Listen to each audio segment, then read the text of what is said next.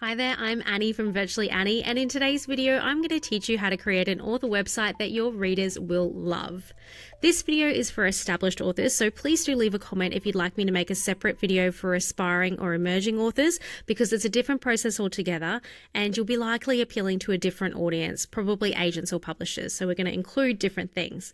But for our established authors in the group, I've been designing author brands and websites for over 5 years now, and these are the top things that I always consider when I'm completing a project. Whether I'm supporting a debut author with one book coming out, or I'm completing a website for a client who has over 30 published novels across multiple genres, I'm always focusing on the same things, and that's what I'm sharing with you. And it actually works. Here are some of the comments from my latest website that were garnered from readers for best-selling author Australian author Rachel John. So this is what her readers had to say.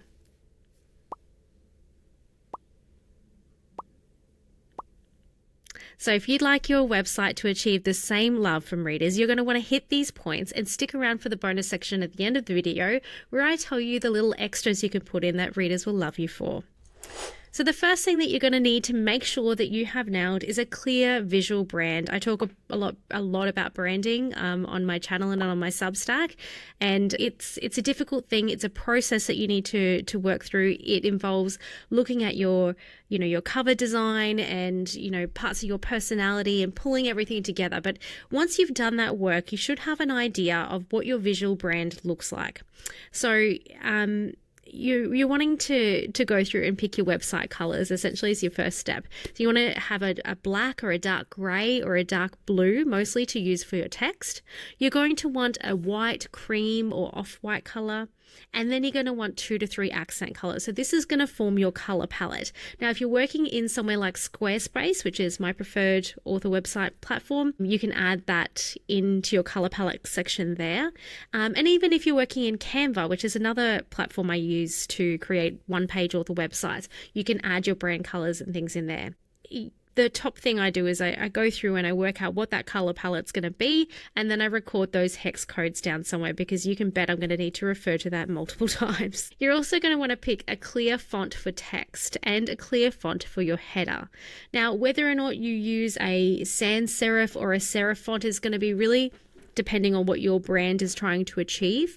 For most clients, I use a sans serif font in the text. So in the actual web copy of your website, that's where I would normally use a sans serif font. And then a serif font I would normally put in as the decorative or header font. Having said that, I often use sans serif fonts in headers as well, and then occasionally have used serif fonts in the text. So it just depends. The main thing to stick away from is any script text. If you're going to use script or decorative text, that really does need to be like a second header or a subheader text that you're really just going to use from time to time to draw attention.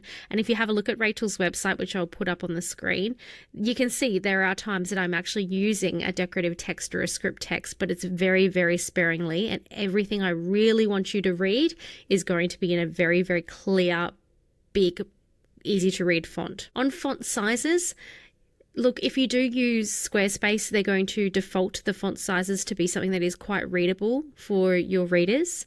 So you can just generally use the default sizes on Squarespace. However, I would say a minimum 16-point font for a website is good. Okay, when you are picking out your header text and your header font, another good tip is to make sure it looks good in lots of different formats. So you want to make sure it looks good when it's bolded. You want to make sure it looks good when it's in italics and also when it's in all caps. And if you've got a font that is versatile and can do those 3 things, then you'll have so much variation visually that you can play with just by bolding or italicizing things. So that's a really, really a really good tip. One of my favorite is Playfair. Playfair is a font that has a lot of versatility, and it's one of the reasons I chose to use it in Well Creative, my business brand name, and Virtually Annie, my Substack kind of branding. Okay, so the other thing that you're going to need to do if you really want a website that works very, very well is get some good quality author photos taken. Now, ideally, I'd want to say to you, please go and engage a professional photographer and have your headshots done. I think that it's a wonderful experience. I think that, it's something that authors like both dread and look forward to. They maybe dread the process because we're a little bit awkward on camera, but they seem to really love the outcome. Using a professional photographer will mean that you're going to get really high quality images that can be used as assets across all of your virtual and digital branding on your websites. You'll be able to give them out to the media in your media kits. You'll be able to use them on all your socials, etc. So you will get a lot out of them for the value that and the cost that you put out. However, that's not always possible. And to be very real with you, I use selfies and then photo editing apps to create really good quality images that can be used in multiple ways. So you can cheat this. And if you don't have the budget that stretches to headshots just yet, that's fine. We can work with it. You're just going to need to get specific shots, and I'm going to go through what they are. Because even sometimes when people do go off and get author headshots done, they'll miss out on some of these really key shots that work so well on websites. So if you can get these, you'll be laughing.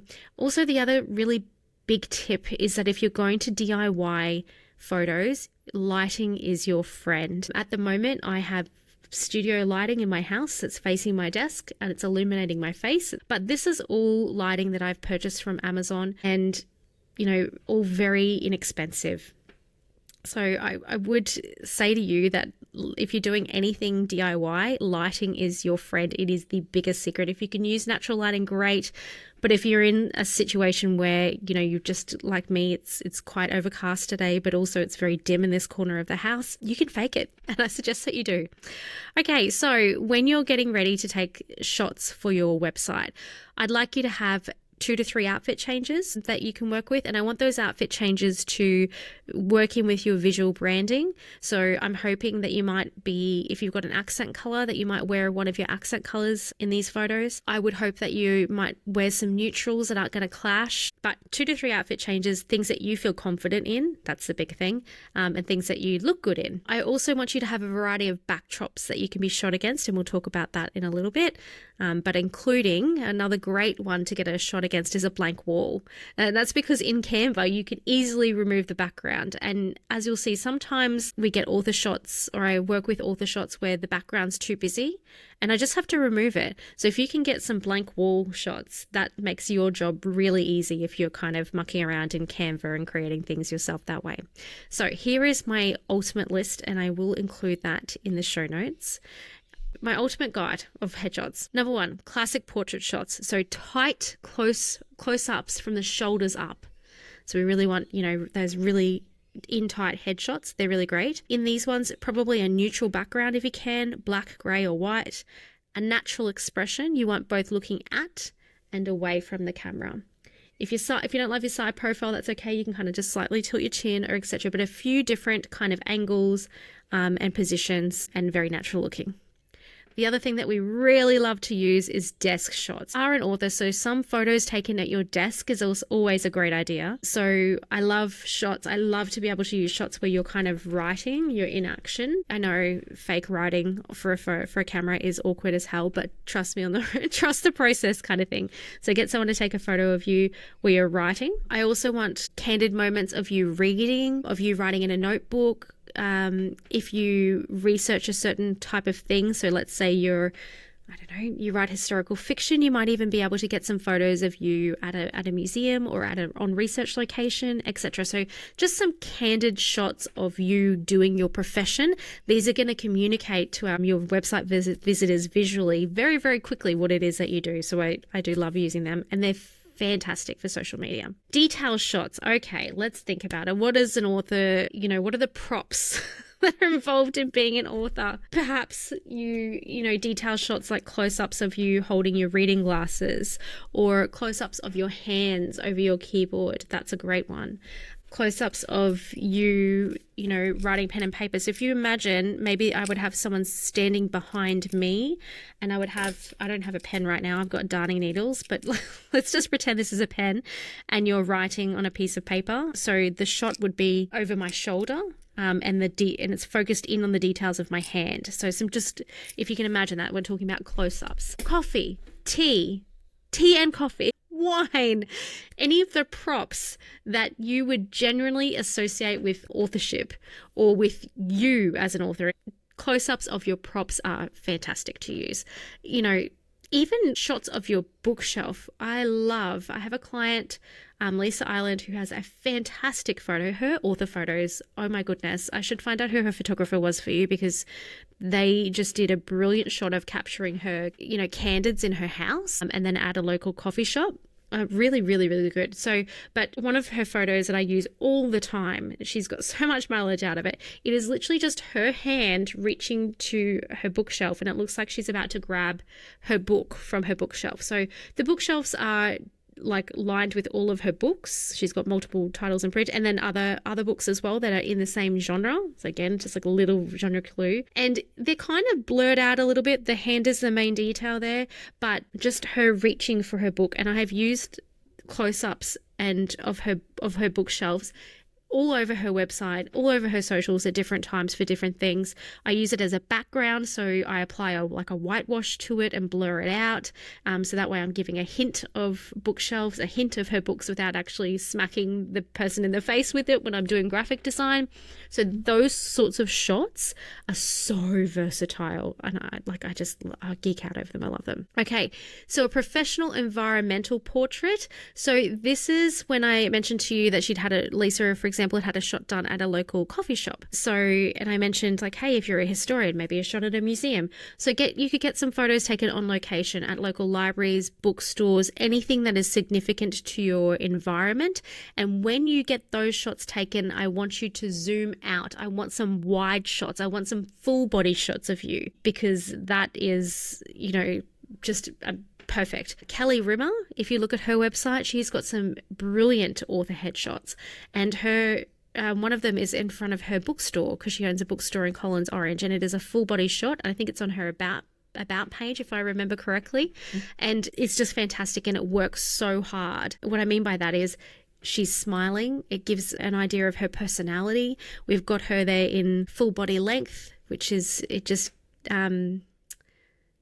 you know, makes her feel very real, and it's positioning her in an environment that is personally significant to her and also underpins what she does. She's a writer. So just those sorts of things. If you can think of an environment that is related to your writing, and it can be in your home, absolutely get some wide angle shots of that.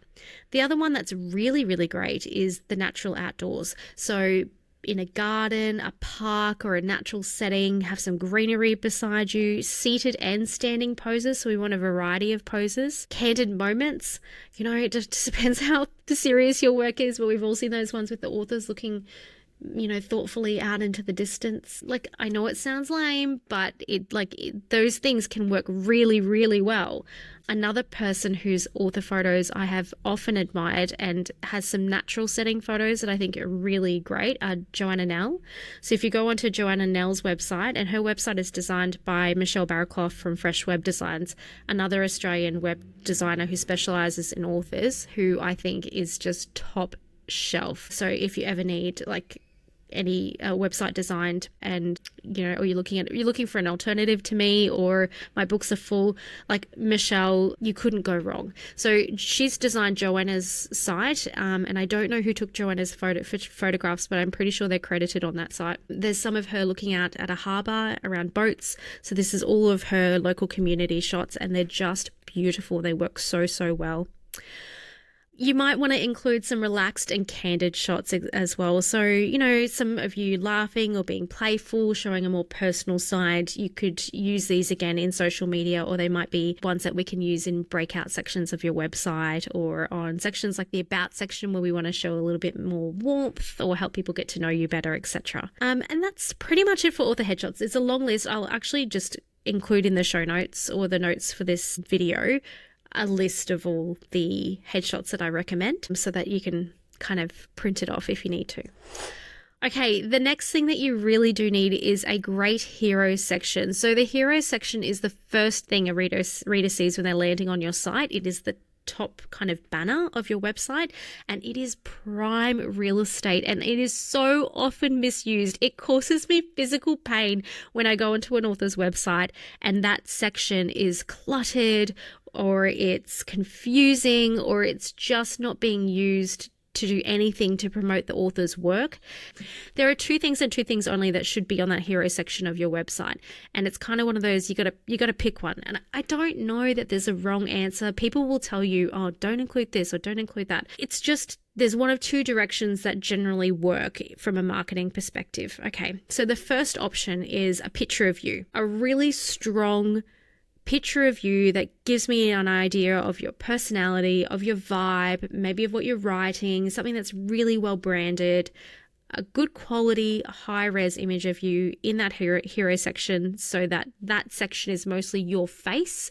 That is a really great way of selling the brand. It isn't for everyone. I often have authors say to me, please do not put my face as the first thing I see on my website. I cannot handle it. And I totally understand and respect that.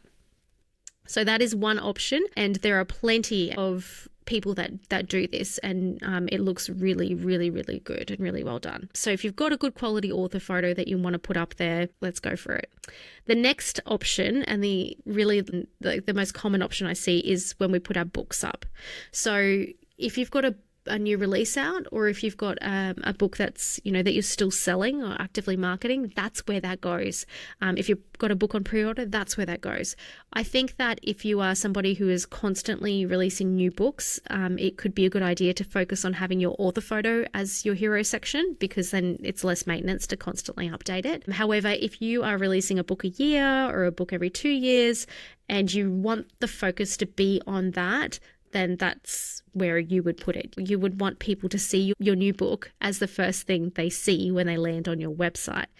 Now, with either of those approaches, as I said, both equal and good and both look fantastic, you're wanting to have a clear call to action. And a call to action is essentially when we prompt visitors of our site to do something. So it is usually in the form of a button on a website, and that button, if you've got your book up, the call to action should be learn more or buy the book, really. You don't need to use those specific terms, but essentially the call to action is to prompt someone to go and look specifically at this book. If you're using your author photo, your call to action should probably be to join the mailing list. So join my newsletter, etc. Look, we probably want to give them a good reason to join the newsletter. But yes, you definitely need to prompt them to go and sign up for something, or to capture their information. So I would say a newsletter call to action should most often be paired with an author photo, and a call to action to read a book should be paired with your actual book, if your book is your feature image in that hero section. The other thing that is missing, and this is it's something that's hard to define, but you'll know it when you see it once you start looking at websites. It's a homepage story. So your homepage should tell a story. So we're starting with the hero section, and we're really going to visually kind of move things down the website to encourage readers to keep reading and to keep scrolling. I want them, when they land on your site, to number one, get an idea of who you are and what you're publishing. And then I want to propel those readers down that page until I have told them the story of who you are as an author on a very base level. I have communicated everything I need them to know about you just on first instance. So for example, with Rachel Johns' website, Rachel is a multi-talented, multi-passionate author who has lots of things available to her community. The first thing on her website is a hero image with herself, and we've got some social proof. So and a tagline that kind of pulls everything together. She's wanting to focus on her women's fiction at the moment. So we've got that there right beside her face, is tying her into that women's fiction genre. The call to action is to read the books and also to follow her on Substack, which is her newsletter. And as you continue scrolling, the next thing that we're putting the focus on is her next new release. So that is her women's fiction book, so you can read more and then pre-order. Then we've got all of her books underneath that. So you can then see all books. I've got all of the top latest releases there. So if you're looking at it visually, what you can see, and you'll notice now, is on the hero image is on the left-hand side. So I've placed Rachel on the left, and I've got the buttons on the right. And as you keep scrolling, the next visual image is on the right. So again, it's just providing this flow. There's a shape to a website. If we have all the text on one side of the website, it just it's not as visually interesting. It's boring for the brain. People give up. It makes the text look overwhelming.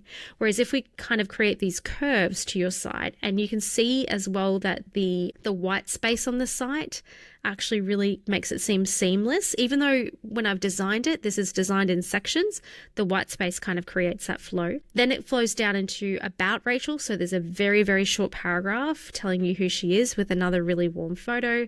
And then I've got a banner encouraging you to pre-order her latest book and celebrating the anniversary of the Patterson Girls, the 10th anniversary of that, and then encouraging people again to sign up for her newsletter. So there's not a lot of information in there about that author in that section or in that page, but it tells you everything as a reader that you would need to know without getting overwhelmed. So looking at your story and what are the top elements that you should include in your story is a really big part of planning that home page. Okay, because your home page is often the page that people spend the most time on, and it's usually where they land.